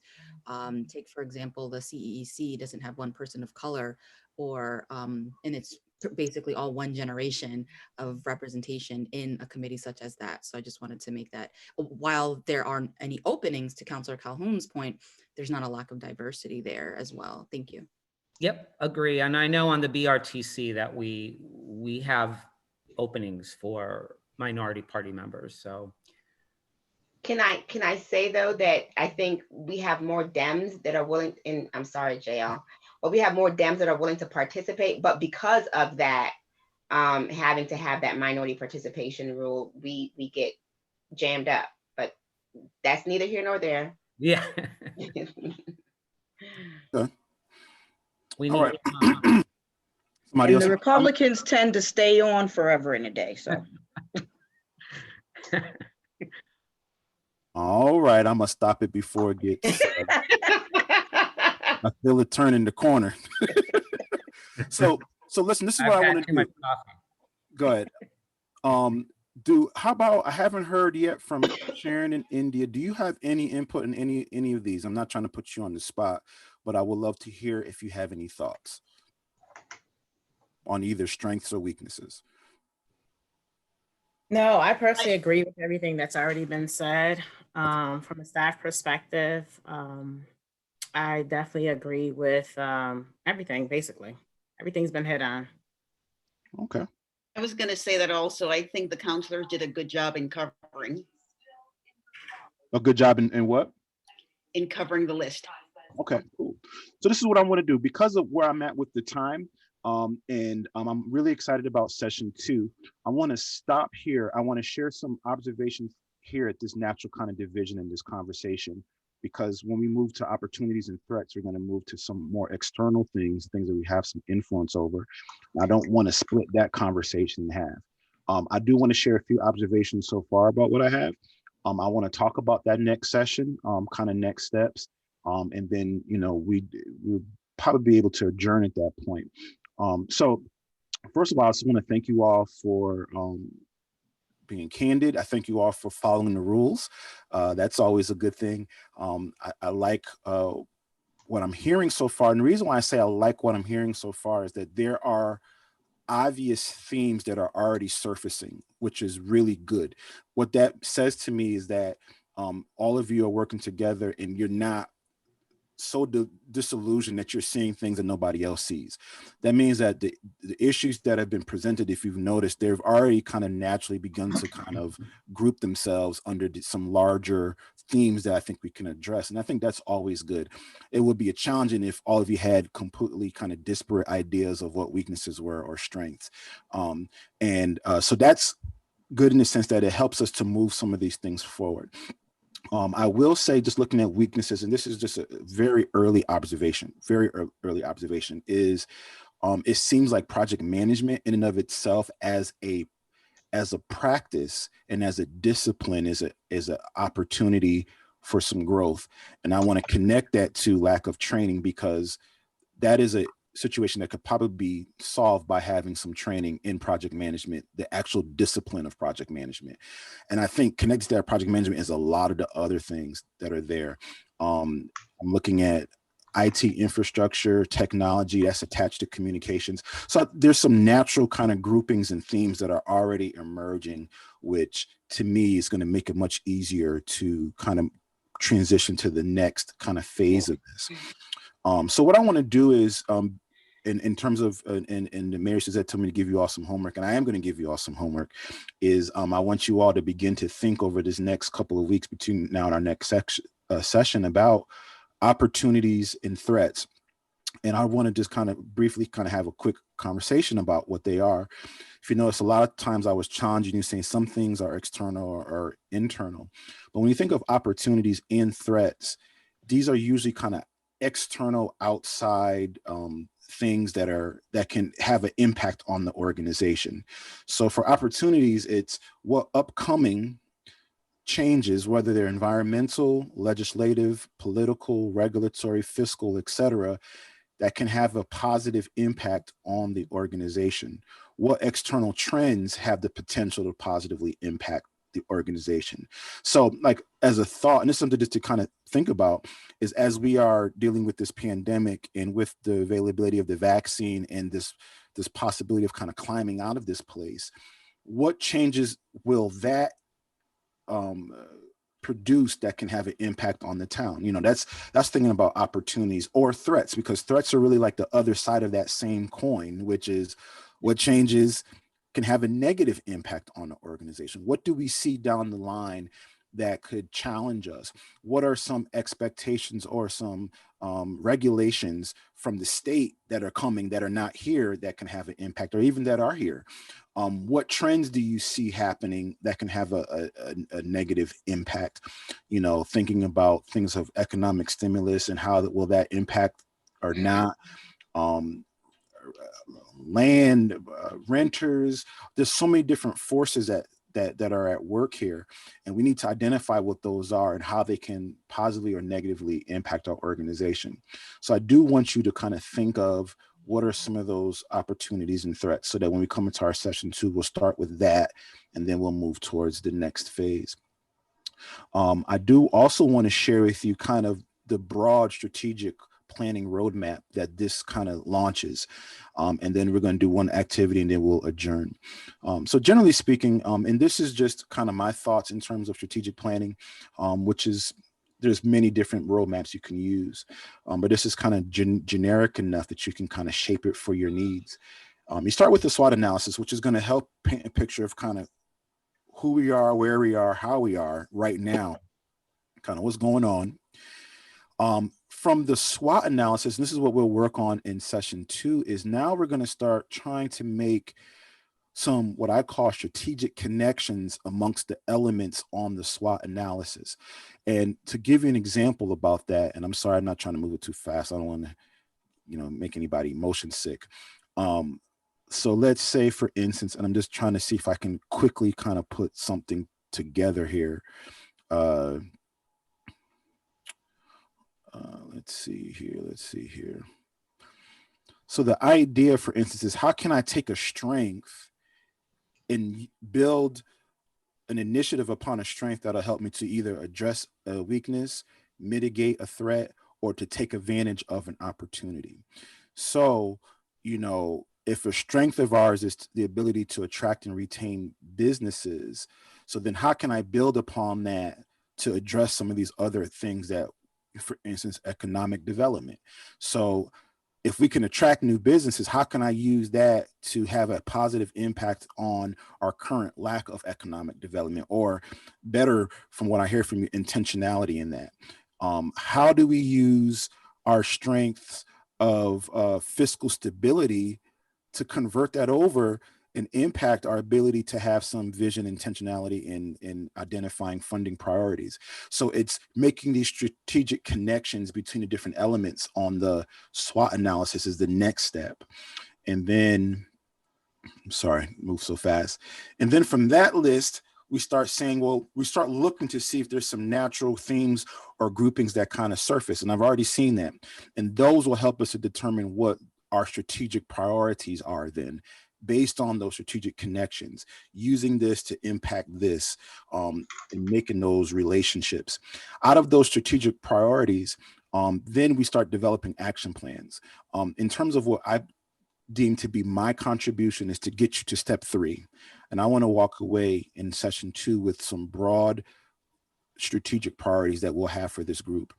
The next step after that is you start taking those strategic priorities and they become long-term objectives, which could be something simple as an objective could be to increase our communication to our residents, or to enhance is probably a better word. That's a long-term objective. So what's a 1-year strategic goal for that? So the 1-year strategic goal could be, as Mayor Suzette was saying, hire a communications manager, or it could be develop a newsletter, or implement a new email system. So that becomes your 1-year goal, and it should be SMART. And then from that is we identify the measures and the targets. And the target is the picture that we're trying to accomplish. The measures are what we use to actually track and measure our progress towards that. What are we going to measure how do we know that we've enhanced our communication to our residents? That's the measure. What are we going to use to measure that? How are we going to track that? And then the target is what is our goal with that particular measure? And I think that a lot of organizations fail in this. They have great ideas, but they never identify how are we going to track progress? What do we measure? What are going to be those, as they say in business, what are those KPIs, those key performance indicators that we're going to track to ensure that we're on target?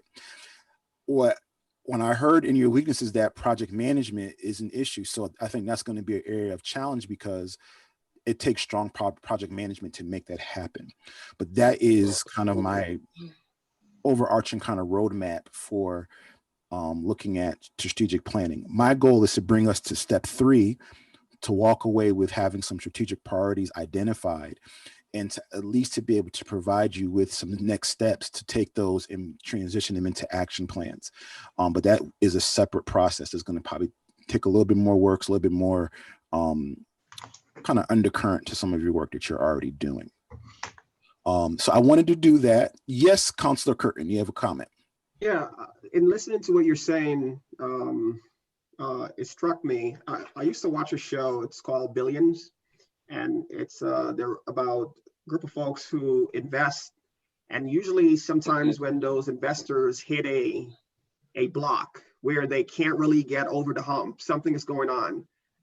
They bring in this person, sit down, and she really gets them to figure out what's going on. As I hear you go through a lot of these things, a lot of the stuff we have been talking about for months and years, a lot of the same things that you're outlining, we just haven't got over that stumbling block to execute. And that's the struggle, because I hear you, these are things that we've been talking about. So how do we get beyond that? That would be my point of contention. How do we get beyond those? Yeah, He is the lady that Billions brought in to get them over that hump. So he is her. I'm starting the process. And so, not to your, I think you're absolutely right. A lot of times, most organizations, this is why there is a business called consulting and consultants. This is what they do. They come in with an outside purview and they kind of say, all right, this is where we are. What I wanted to do in doing this is I wanted to say kind of where I am in this process and where I will probably leave off in this current assignment, and offer to you that you may need to consider an additional investment in terms of bringing in a consultant or a firm. They may help you with the action planning of this, and to take these strategic priorities and now let's move it forward. That's one way of addressing it. Another way of addressing it is what's happening on the bottom half of this really is kind of project management 101, which could be addressed through training. It could be saying, you know what, we need to invest in some folks on the team, whether it's part of the administrative staff or even the council. We want to get training in project management basics. It could be putting out a bid for a project manager to come in and manage these individual projects because they have the skill in project management. So there's a couple of different ways that you can address it. I do think that there is value quite often if you don't have an internal project management office to bring a consultant in, bring a team in who can kind of walk you through these steps. Councilor Calhoun, you're muted. Thank you again. Yep. So thank you for stating that, because I just wrote that down as all of what you just said in a nutshell for a question for Phil, our town manager, because we are, our money is really tight, like other townships right now. We can't necessarily afford, per se, a consultant to come in to tell us what we need to do for a project manager and then hire a project manager to take on these list of tasks.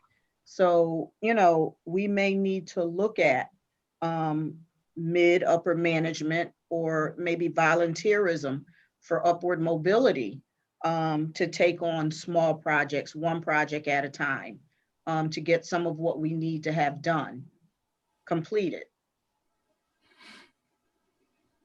So with that stated, yeah, and I know it's a lot to look forward, but every finance obviously is a driver for all of these things.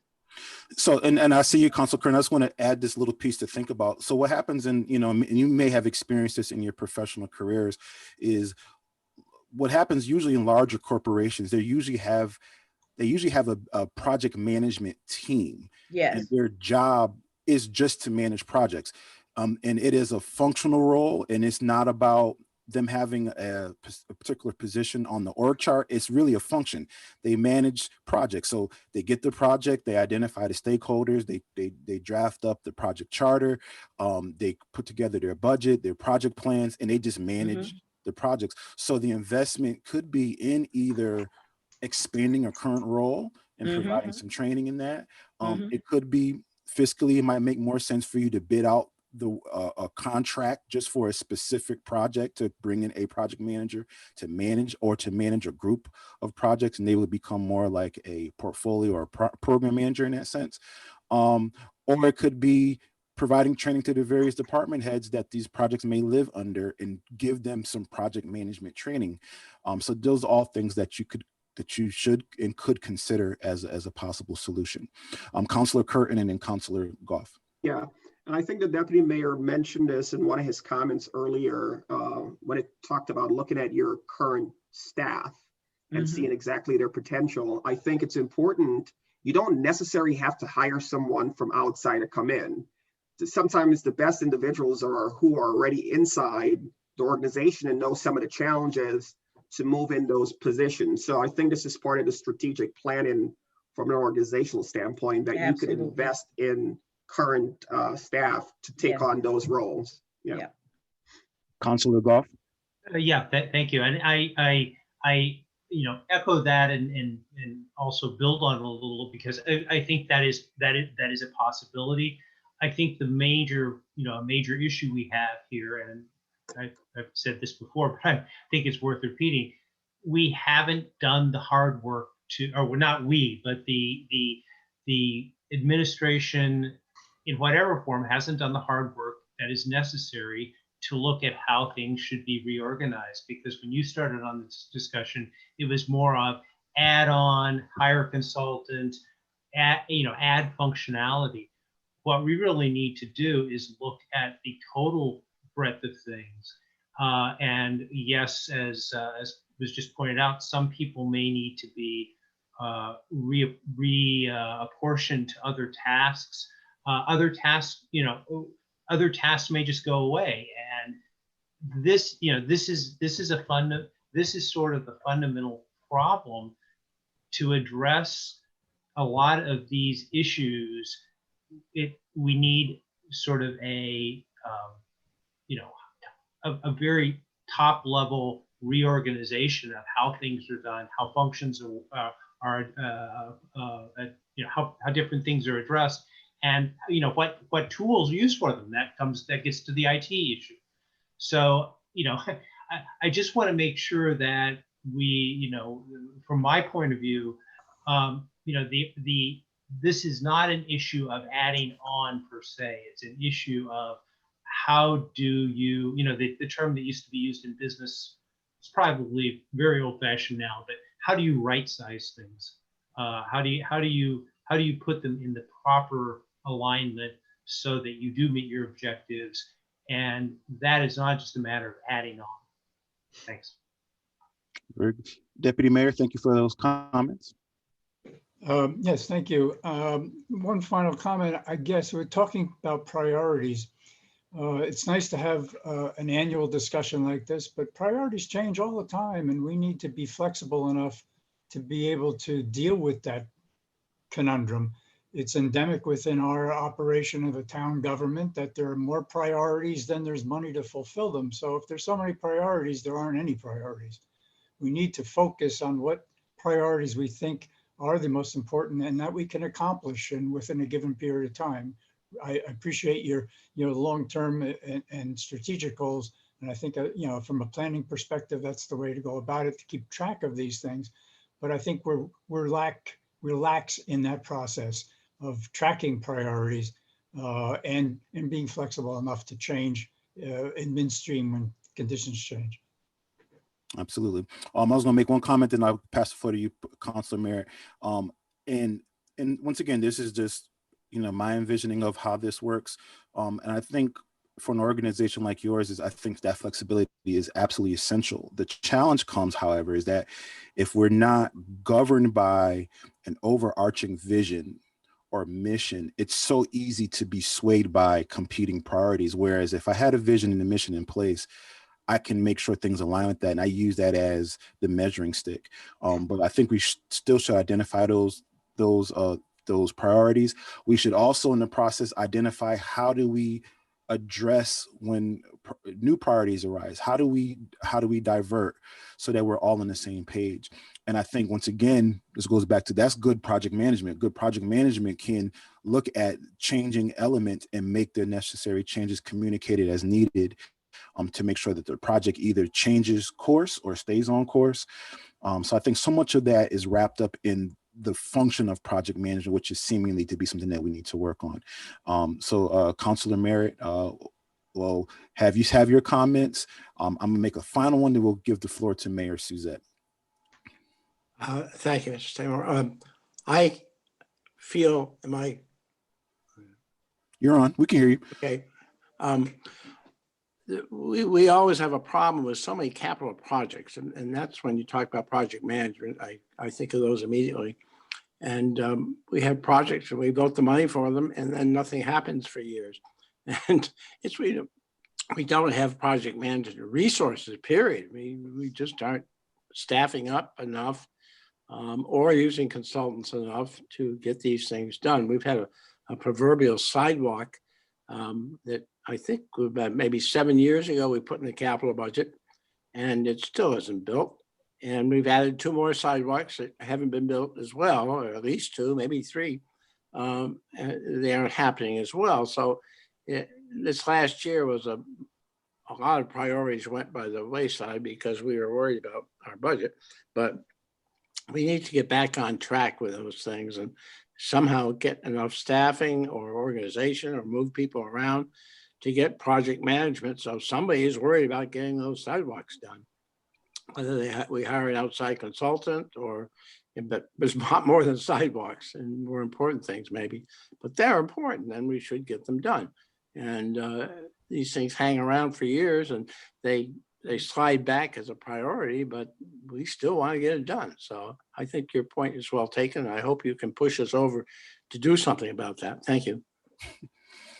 All right. Yeah, I'm gonna, like I said, I envision getting you at least to 3. And I think that's a viable conversation, is the element, the function of project management. How does that fit into our organization in terms of investment? And I think it's something that needs to be an important part of that conversation. And to everybody's point, I think you can go about it so many different ways, but I do think that there is value, like Councilor Goff was saying, to think about even just restructuring, because this is just Joseph speaking, manifest maximum. I think that, and I would, love consulting dollars, but I think there's also a value in having at least one part of that function in-house, so if there is the project manager, and then you can contract out for contract work to manage other things, but there's one person that's connected to the organization is always good. But at least it deems a further conversation without a doubt, in terms of investment. So homework is to work on those opportunities and threats. We're going to come do that. We're going to make some of those strategic connections, try to distill those lists down, and then we're going to move from connection to identifying some priorities that surface. And our goal is they have, 2 or 3 kind of strategic priority themes, and it may not be specific projects, but it could be at least areas that we want to invest some intentionality and some time towards. And then I'll lay out for you, probably documented some of these ideas I have in terms of action planning and what that can look like. But that's what I hope to deliver by the end of session 2. But I want to give the floor to Mayor Suzette to close us out. It's 11:58. And I thank you once again for the time that we shared today. It was a little different from our previous sessions, but I think it's been very good conversation. Thank you. Can you stop sharing your screen, please? Absolutely. Thank you so much. This was definitely well worth my morning. I was a little concerned that we were doing this on Zoom and how productive we would be, but I think it was great. Everyone's input was absolutely wonderful, and I thank you for that. We might have to extend our next session to make sure that we get everything in, so that we can have a tangible document to walk away with. I just want to say a couple of things. We already see some themes coming up just from today, which is great. I also want to make sure that we're intentional on how we do our homework so that we are productive when we come back next week. Wow. Once again, thank each and every one of you for being able to be on this morning and participating. This will only help us to be better counselors, better residents, and it will definitely benefit our community. So thank you, thank you, thank you, thank you, Phil, thank you, Sharon, thank you, India, thank you, Joe, and David, and Stephanie, and Rickford, and Kevin, and Danielle, and Patrick. Actually, can I ask one question? Yes. I assume that Mr. Seymour will send out what he's done today for us to have while we're working on the next part? Yes. Great. Yes, he will. Yep. What I'm going to do is I'm going to give it to, I guess, India, Sharon. Who should be the person? Sharon. I'll give it to Sharon. I'm gonna take it and just finalize it a little bit, so you at least have that to reflect when you're working on the opportunities and threats. Thank you. Have a good day. Patrick. Yes, I just wanted to say that I have no problem extending the session next time, but I would like to ask if we could work in at least one break or possibly 2, just to be able to get up and walk away and refresh. I took my break. That's my fault. I'm sorry. I took my break. That's right. No, I definitely, That's okay. I definitely will. I apologize. And we're used to 2-hour meetings, but we can get some of those. We are used. No, I will definitely do that. I apologize. I get into my webinar mode and I just go. Just So, go. and it's like, I'm used to people, usually they just mute and they go do what they have to do and come back. So I gotta, we're all in a meeting, so I gotta be cognizant of that. So I definitely will make sure that we have some breaks for sure. Appreciate that. Okay. So that's why you were making those faces, Patrick? I had too much coffee. All right, everyone, you guys have a great afternoon. Have a good day. Thanks, Jo. All righty. Thank you. you. Very nice. Guys, see you in a Bye. few weeks.